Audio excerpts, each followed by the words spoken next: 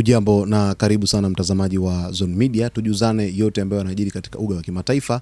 Na hapa moja kwa moja tunaelekea nchini Kongo, ambapo waasi wa M23 wanaodaiwa kuungwa mkono na Rwanda wametangaza kuwa watajiondoa katika mji wa kimkakati wa Uvira uliopo mashariki mwa Jamhuri ya Kidemokrasia ya Kongo, mji waliouteka wiki iliyopita licha ya hali ya usalama kuendelea kuzorota katika eneo hilo.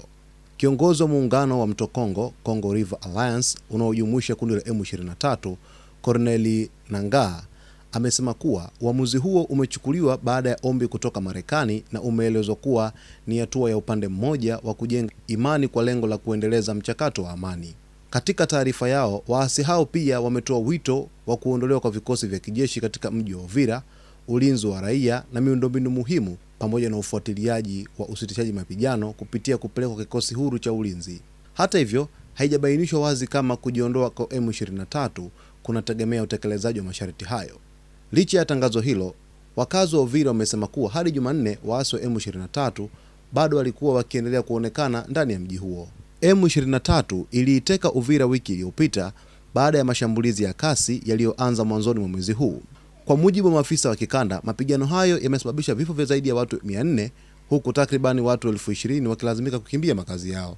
Mashambulizi hayo mapya yanatokea licha ya kuwepo kwa makubaliano ya amani yaliyopatanishwa na Marekani yaliyosainiwa mapema mwezi huu mjini Washington kati ya marais wa Kongo na Rwanda. Hata hivyo, Marekani imeituhumu Rwanda kwa kukiuka makubaliano hayo kwa kuendelea kuunga mkono waasi wa M23 na ikaonya kuwa itachukua hatua dhidi ya wanaohujumu mchakato wa amani.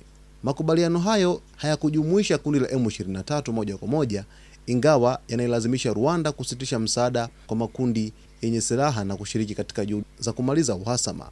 M23 imekuwa ikifanya mazungumzo tofauti na serikali ya Kongo na awali ilikubali kusitisha mapigano, huku pande zote zikituhumiana kukiuka makubaliano hayo.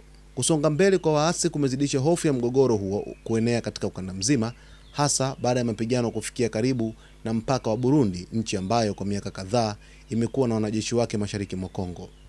Kwa mujibu wa Wizara ya Mambo ya Nje ya Burundi, zaidi ya Wakongo 30,000 wamekimbilia Burundi tangu Desemba 8, huku kukiwa na taarifa za makombora kuanguka katika mji wa Rugombo upande wa Burundi karibu na mpaka.